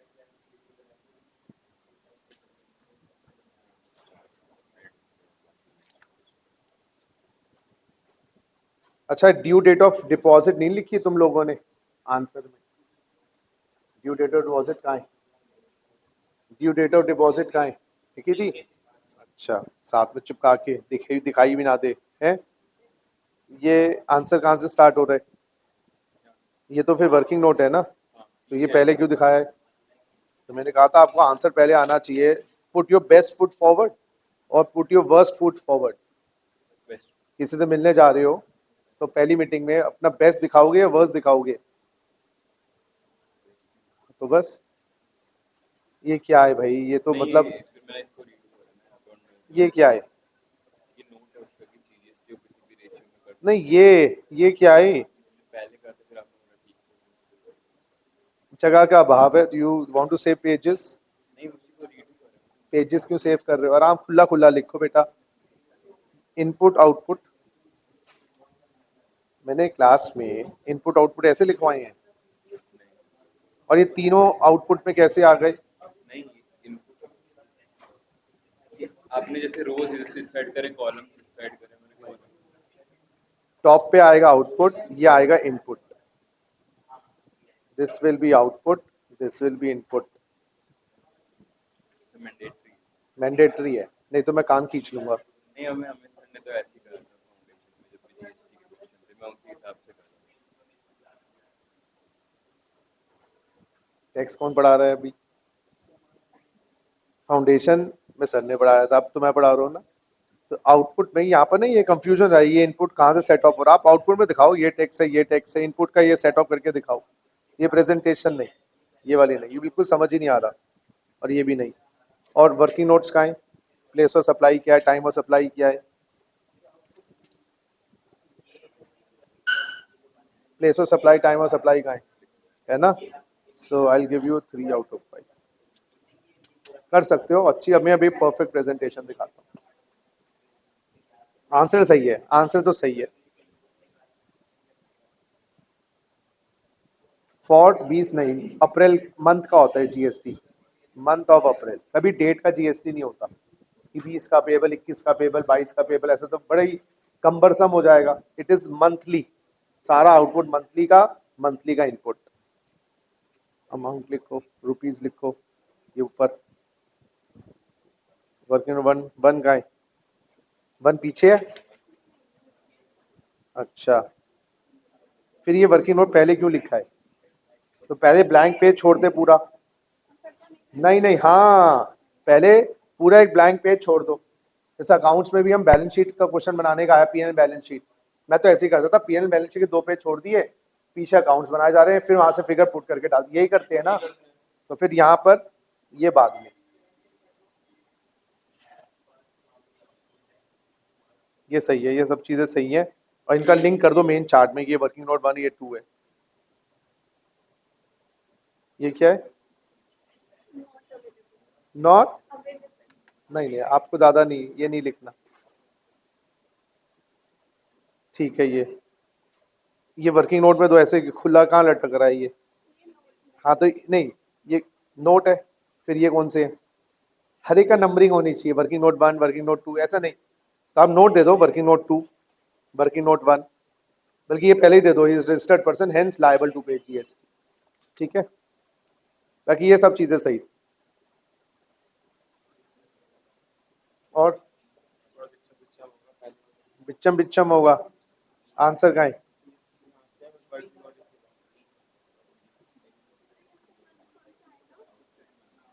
मंथ ऑफ अप्रैल, अप्रैल की सप्लाईज है ना ये सारी, अप्रैल। अमाउंट लिखो, रुपीज लिखो, मैंने क्लास में ऐसे पढ़ाया है। बैकअप देखा ही देखा, अच्छा नहीं दे, बैकअप देखो फिर। आउटपुट एक्स को इधर, इनपुट एक्स को इधर, वाई एक्सिस एक्स एक्सिस जैसे भी कह लो। तो ये प्रेजेंटेशन नहीं, प्रेजेंटेशन मेरी वाली, ड्यू डेट सही है, इनपुट जीएसटी ये सही है, ये हाँ, ये वैल्यू सप्लाई कह सकते हो टेक्निकली।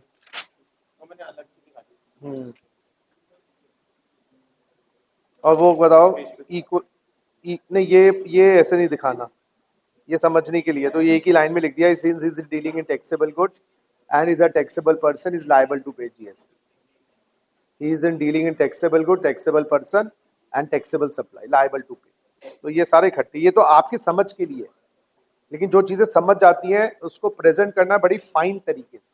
बात समझ रहे हो?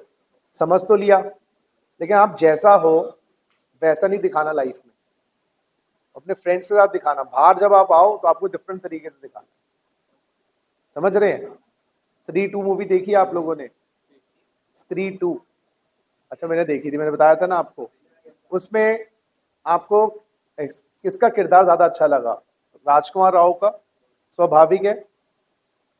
किसने देखी, हाथ खड़ा करो पहले। तो स्त्री 2 मूवी, तो उसमें राजकुमार राव वर्सेस श्रद्धा कपूर, कौन ज्यादा अच्छा था?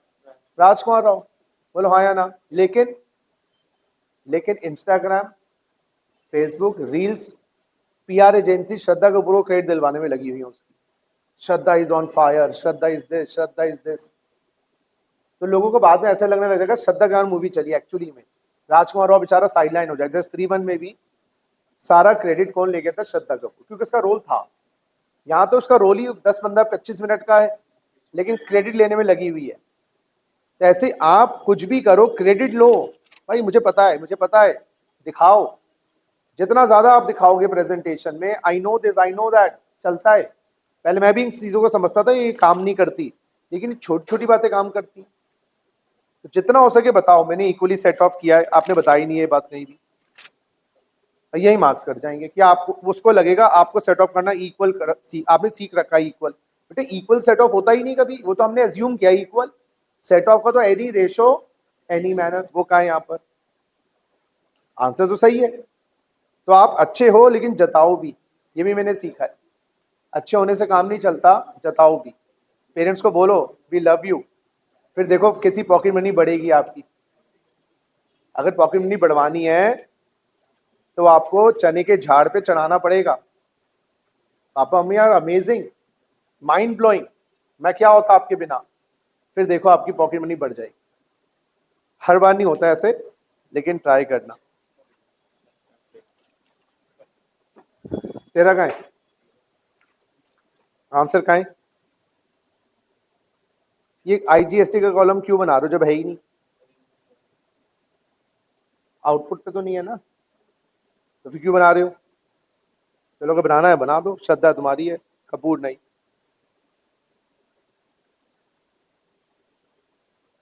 अब इस पे तुमने वर्किंग नोट देना चाहिए था। सेट ऑफ 6-6 किया है, इसको वर्किंग नोट 3 बना देते। इक्वल इक्वल इसलिए किया है, मुझे पता है लॉ क्या है। मैंने सचिन सर के कहने भी इक्वल इक्वल कर दिया। You need to tell input GST working note 1, output GST working note 2। इसकी वैल्यू सप्लाई अलग से बना देते कि वैल्यू सप्लाई ये है। ये देखो इसने लिखा है इक्वली, और बस ये 3 वही वर्किंग नोट 3 बन गया, लिंक दे देते। ये बहुत अच्छा, नाइस, बहुत बढ़िया, बहुत बढ़िया, वेरी गुड। और बस एक कमी कर गया लड़के, तो पूरे दे देता मैं। Computation of GST payable for Ramlal for the month of April, amount dollar नहीं रुपी, ये लिखना भूल, हेडिंग देनी है, ठीक है। चलो और दिखाओ।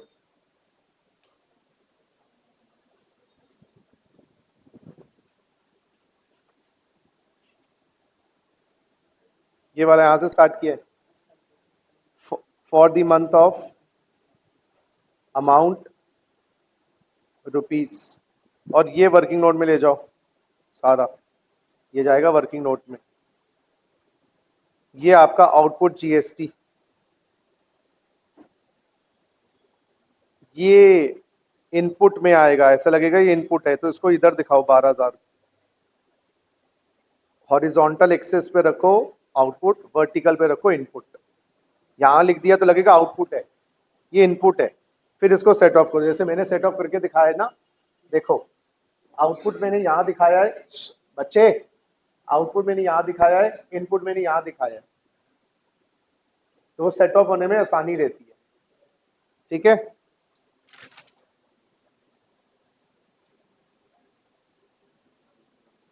ये सही है। वो थोड़ा वैल्यूएशन के बारे में बता दो, 160 कैसे आया? Value supplies including installation 160। हाँ वो अच्छा यहाँ लिखा हुआ है, ठीक है। इसी में एक चार्ट बना के ना, इसी में लिख देता है ये वैल्यू ऑफ सप्लाई, ये आउटपुट जीएसटी, ये इनपुट जीएसटी। तो आप एक चार्ट वर्किंग नोट ना 4-5 बनाने की जरूरत नहीं पड़ती, वर्किंग नोट एक ही बन जाता। ऐसे देखना, आउटपुट टैक्स तो सबने सही निकाल दिया है, आउटपुट टैक्स तो सबने सही निकाल दिया है। देखो परचेज कितनी है, परचेज बेटा 1 लाख। मुन्ना देखो मार्जिन कितना है बेटा, installation selling price without GST 160, ये दिखा दो VOS, value of supply, plus CGST 9%, SGST 9%, कितना आया था 14,400, 14,400। तो आपकी टोटल प्राइस बन गया था बेटा, दिखा दो, ये दिखाने में कोई माड़ा नहीं है, 28,800। सो 1,88,800। इसको दिखा देते वर्किंग नोट 1 आउटपुट टैक्स, ये आउटपुट टैक्स आ गया, इसी से लिंक कर दो सारा, 1 2 3 4 बना दो। अच्छा यहां पर ही कहीं बना देते, इसका आपका 1 लाख है ना, ये इनपुट टैक्स में चला जाता, 1 लाख का 5% 8% जो भी था। तो आप एक चार्ट भी बना सकते थे, पॉइंट वाइज भी, working note point wise, value of supply is this amount, किसी बच्चे ने बनाया था, ऐसे भी कर सकते हो। लेकिन मेन आंसर ये बनेगा आपका, जैसे मैंने सिखाया है, computation of GST payable of Ramlal for April 24 amount rupees. Horizontal axis पे सीजीएसटी, एसजीएसटी और आईजीएसटी भी दिखाना है तो नील लिख दो यहां पर अगर लिखाना है तो, और फिर वर्टिकल एक्सेस पे आईजीएसटी वो 12 है, यहां पर तो नहीं है तो डैश करके दिखा दिया, यहां वर्किंग नोट बना दिया नीचे। तो मेन आंसर आपका ये बने। क्लियर है बात? चलो, ये किस बच्चे का था, ये वाला, अभी अभी ले रहा हूं बेटा query.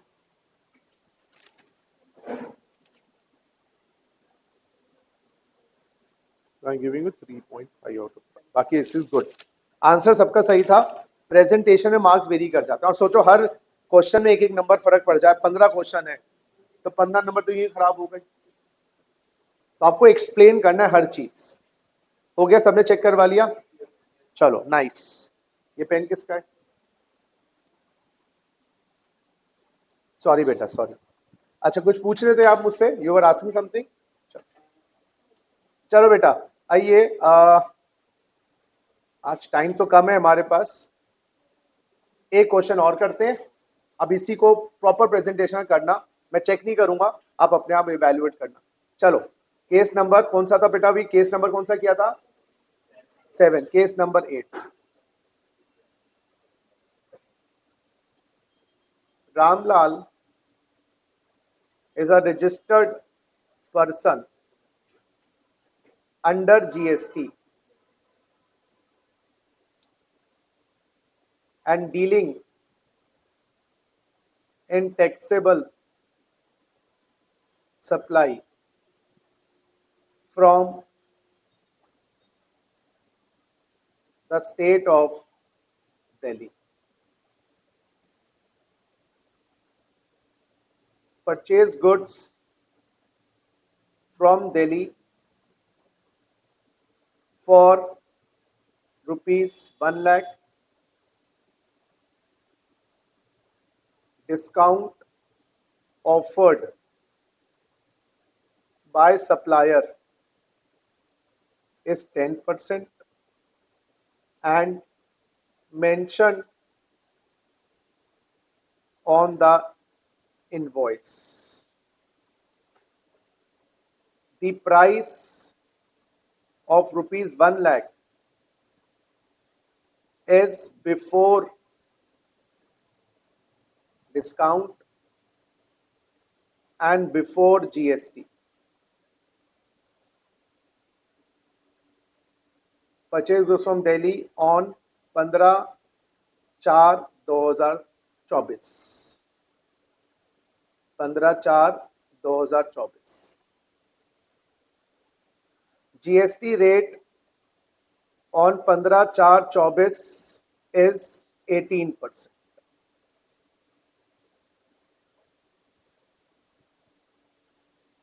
Same goods are sold by Ramlal to UP. Same goods are sold by Ramlal to UP on 20th/4/2024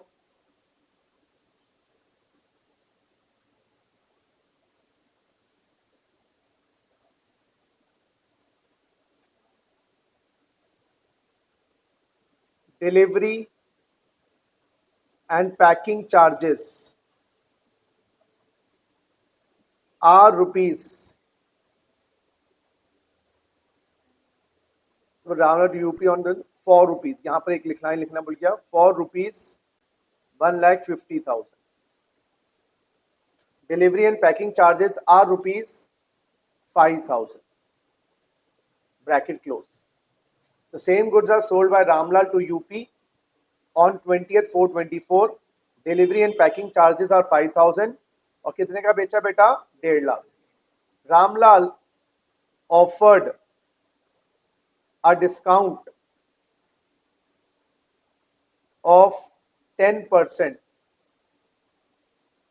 on the price of ₹150 mentioned on the invoice.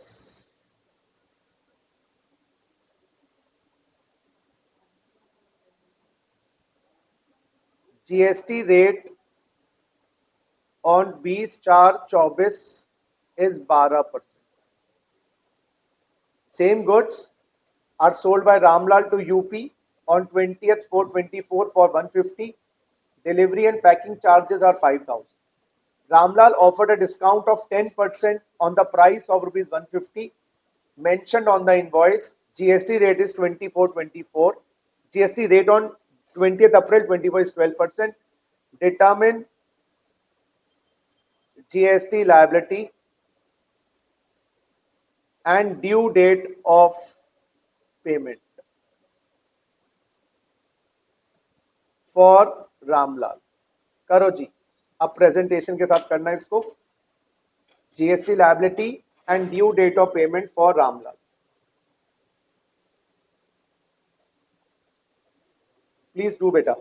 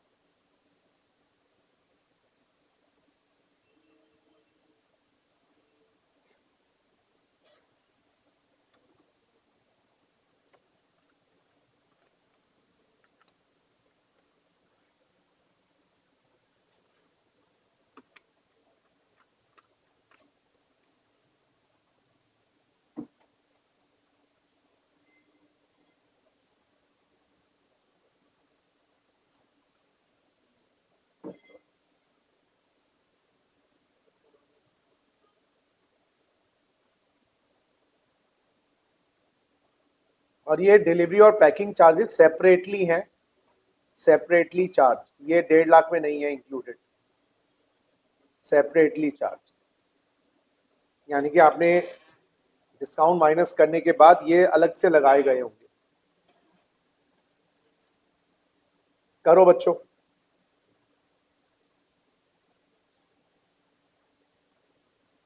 अब समझ जाना, लेवल क्वेश्चन का ना बढ़ाते चले जाएंगे, चीजें बढ़ती चली जाएंगी, कॉन्सेप्ट यही रहेगा एंड तक. ये 13 इवेंट्स रहेंगे. आगे एसी खरीदा, टीवी बेचा, क्या क्रेडिट मिलेगा नहीं मिलेगा, चीजें यही रहेंगी. मेरी बात समझ रहे हो बच्चों? एक बार मुझे देखो, ये सारे स्टेप्स यही रहेंगे एंड तक. बट क्या होगा, चीजें कॉम्प्लिकेट हो जाएंगी, लैंग्वेज कॉम्प्लिकेट करना स्टार्ट कर देंगे. एसी खरीदा था, स्टॉक में पड़ा है, यूज नहीं हुआ, इंस्टॉल नहीं हुआ, क्या क्रेडिट मिल जाएगा? खाना मंगवाया था अपने स्टाफ के लिए, क्या उसका भी क्रेडिट मिलेगा? अभी महीना एक ही है, 3-4 महीने में सेल हो रही है, तो चीजें कॉम्प्लिकेट होंगी. बेसिक आइडिया यही रहे. करो. अभी एक ही डेट दी है, 3-4 डेट दे देंगे, तो कौन सा रेट लगाना होगा, किस डेट का लगाना होगा, ये कॉम्प्लिकेशन आए. हाँ जी, online students, have you noted down the question? Let me know. Aryan, Anjali, Manpreet.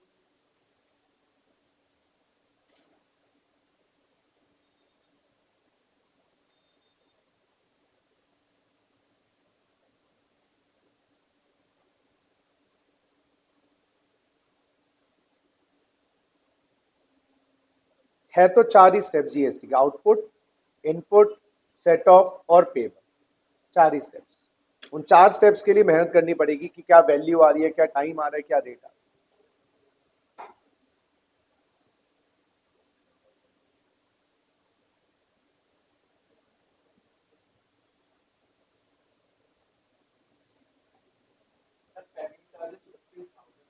5,000 बेटा, डिलीवरी एंड पैकिंग 5।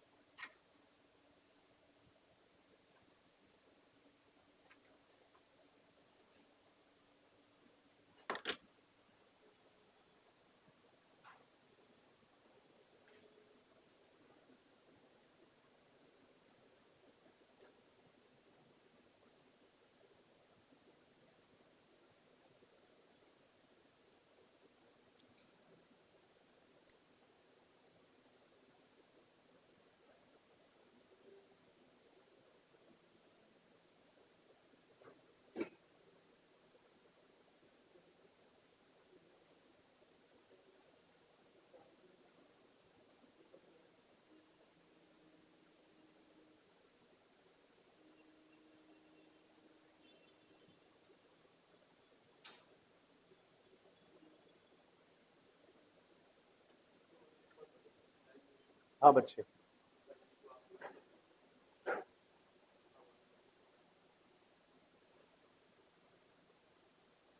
थोड़ा सा डिफिकल्ट हो गया ना ये क्वेश्चन, बस और कुछ नहीं।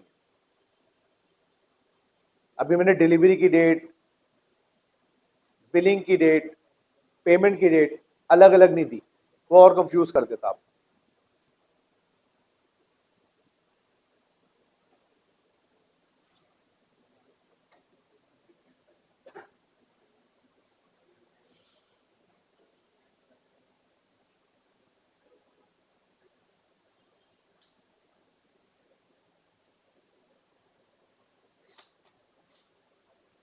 चलो बच्चों फटाफट करो।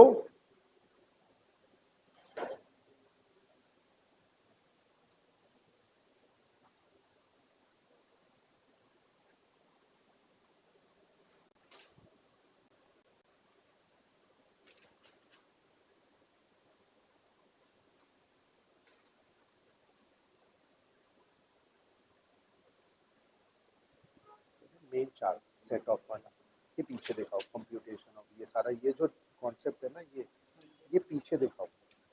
मेन आंसर तो आपको वो सेट ऑफ वाला है ना मुन्ना। हाँ, जो आपने सेट, मेन आंसर तो आपका ये आएगा, वो आपको बैक पेज पे स्टार्ट करना है।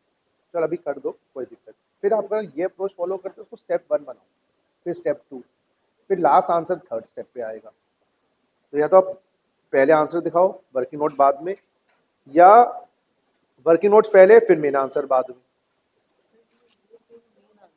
हाँ, this is the main answer, payable 84,400 जितना जमा करवाना है हमें अगले महीने की 25 तारीख तक, नहीं अगले महीने की 20 तारीख तक ये जमा करवाना है। ये मेन आंसर है। क्वेश्चन क्या पूछा है, क्वेश्चन पढ़ो। लायबिलिटी जो आपको देना है सेट ऑफ करने के बाद। लास्ट का बैकअप नहीं देखा ना अभी?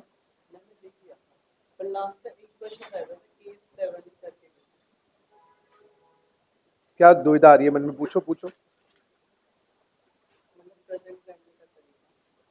अपनी तरफ से करो, चलो मैं बताता हूँ, करो अपनी तरफ से।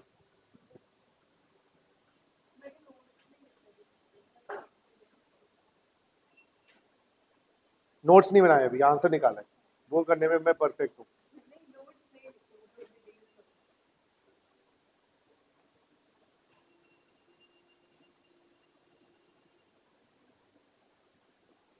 डेढ़ पे 12, 16,800 होता है, 1.5 पे 12, नहीं 1.5 पे नहीं, 1.5 माइनस 10 1,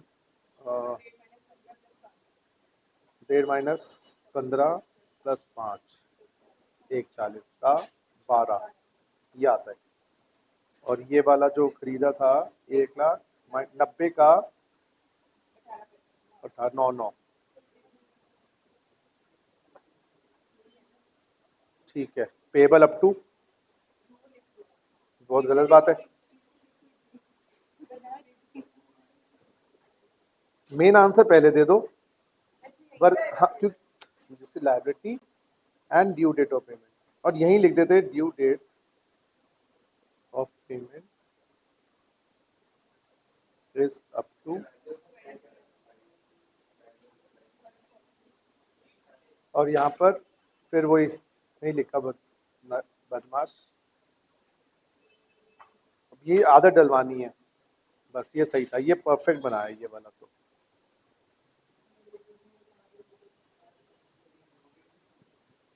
बहुत बढ़िया, बाकी आप वर्किंग नोट बनाते रहो, ठीक है जी। आंसर क्या आ रहा है तेरा? हाँ जी, सेपरेटली वर्ड लिखवा दिया था ना मैंने लास्ट में कि डिलीवरी चार्जेस आर सेपरेटली, है वो नोट नहीं किया आपने, डिलीवरी चार्ज सेपरेट है बच्चे, सेपरेटली चार्ज।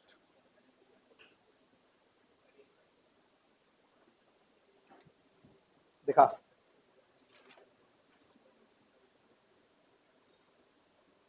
वेरी गुड, ये मत दिखाना एक्स्ट्रा कॉलम्स, ठीक है। अगर आपको लग रहा है कि नहीं मुझे दिखाने में, तब इससे ना कंफ्यूजन ज्यादा होती है, ये हाँ ये पोर्शन हटा ही दो ना, बस यही दिखाओ। और हाँ, ये तूने बाद में कॉपी किया ना, जब तूने सुन लिया होगा मेरी बात, तो फिर आप नहीं देखो, जो मांग रहा है उसको बढ़िया तरीके से लिखो, फिर आप ना ज्यादा जगह छोड़ दिया करो, कोई चीज रह गई तो वहां पे डाल दूं, ये ऊपर नीचे लिखो फिर वो भी गलत है ना, पैकेज सही है। बाकी वर्किंग नोट्स आप बना लेना। ये क्या है? ठीक है, ये चीज क्या है? ये तो मार्जिन क्यों दिखाना फिर? नहीं नहीं, आप इनपुट एक्स रोक दो बस, अलग से आउटपुट एक्स अलग चार्ट बना दो, फिर आप जरूरी को एक लंबी कहानी बनानी है कि इनपुट से आउटपुट कैसे आया, वो तो जब सेलिंग प्राइस ना दिया होगा जब वो कॉस्ट शीट बनाएंगे, जब सेलिंग प्राइस दे रखा है तो सीधा आउटपुट एक्स बता दो। तो इनपुट एक्स की वैल्यू दिखा देते हैं यहाँ पर 90, ये सही है, तो वैल्यू सप्लाई फॉर परचेजेस, ये इनपुट एक्स, यहाँ पर काम खत्म। ये नॉन ऑफ, ये दो दो बार, अच्छा एक ही बार दिखा दो बस, उसके बाद ये मत दिखाओ दोबारा से, इनपुट एक्स। अब वैल्यू इंट्रासेट पर, अब लिखते इंट्रासेट परचेज, यहां लिख देते हेडिंग, अब इसकी वैल्यू अब लिख देते output tax, details of output tax. अब यहां पर आप स्टार्ट कर दो 150 डिस्काउंट इंस्टॉलेशन, बहुत बढ़िया। और ये जीएसटी आई कहाँ है?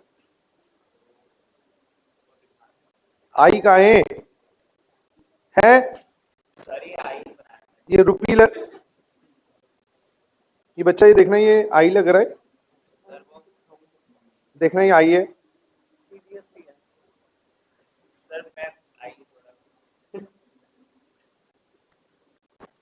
यहाँ तो मैं चलो आपको हेल्प कर दूंगा। और ये नहीं, ये वर्किंग नोट में नहीं है, मेन आंसर है, ये क्वेश्चन मांग रहा है भाई साहब जीएसटी टेबल बताओ, वो वर्किंग नोट में नहीं आएगा, मेन आंसर में आएगा, समझो। यही तो जो आपकी प्रेजेंटेशन में जो टाइम लगा रहा हूं मैं कि आपको मेन आंसर ये यही आ जाता, ए और B payable up to this day, फिर आपके वर्किंग नोट्स बनते हैं सारे। चलो जी, हो गया, अच्छा चलो चलो चलिए। जैसे यहाँ पे पैकिंग चार्जेस वाला है, हाँ हाँ वो हाँ, पहले ऐड होगा या बाद में ऐड होगा? वो बाद में कर दो, पहले कर दो, ऐड होना है। चलो मैं आंसर डिस्कस करूंगी क्योंकि आपकी दूसरी क्लास में मुझे याद ही नहीं रहा। चलो एक बार मैं आंसर चेक करवा लेता हूं, फिर नेक्स्ट क्लास में लेंगे आपकी प्रॉब्लम्स। आउटपुट जीएसटी, बेटा मैंने इंटर स्टेट सेल करी है, इंट्रा स्टेट सेल करी है, इंटर करी है तो आईजीएसटी है, और मेरी वैल्यू ऑफ सप्लाई कितनी आ रही है 140, 140 का परसेंटेज कितना लगाया 12% कितना आया 16,800। मेरा इनपुट जीएसटी मेरे पास सीजीएसटी है और एसजीएसटी है, कितना कितना आया बताना, इंग्लिश में बोल ले। 8100, तो 8100 माइनस हो गया और 600 पेबल। गाइस दो चीजें पूछ रहा है, तो आप इसको आंसर में इसको या तो आप 1 बना दो और इसको 2 की पेबल अप टू, यहां पर लिखो बेटा पेबल अप टू 20/5/2024। बोले क्लियर है? अब आप अपने वर्किंग नोट्स बनाना शुरू कर दो। वैल्यू ऑफ सप्लाई में इंस्टॉलेशन ऐड करते हैं और डिस्काउंट माइनस करते हैं, वहां पर सब बता दो, ये प्लेस ऑफ सप्लाई है, ये सब है, वो भूसा भरो ना, आंसर में भूसा नहीं, आंसर क्रिस्प एंड कंसाइज। चलो अब आपकी नेक्स्ट क्लास जो कल होगी, आपकी बेसिक से क्वेश्चंस की प्रॉब्लम्स और एक नया चैप्टर स्टार्ट करेंगे। प्रैक्टिकल करना है, कल थ्योरी करनी है? थ्योरी चलो कल देख लेते, मैं डिसाइड करूंगा। वैसे आप लोगों से खाली हाँ जी बोलो बेटा, वो डिस्कस कर लेंगे। अभी 11 तक करो, भी मैंने 4 या 5 बोले थे, अब पूरे मैं अच्छा और भी दे देता होमवर्क के लिए आज बेसिक्स के, और भी हैं 5-10 क्वेश्चंस और हैं। 1 से 105 जाओ मिक्स फ्रूट जूस में, जहां जहां बेसिक्स लिखा हुआ है वो सारे क्वेश्चंस करते चले जाओ। 105 क्वेश्चन तक जाओ, थोड़ा सा हिलो और बेसिक्स जहां पर लिखा हुआ है क्वेश्चन के आगे वो सारे क्वेश्चंस करते चले जाओ। Thank you, take care, God bless you.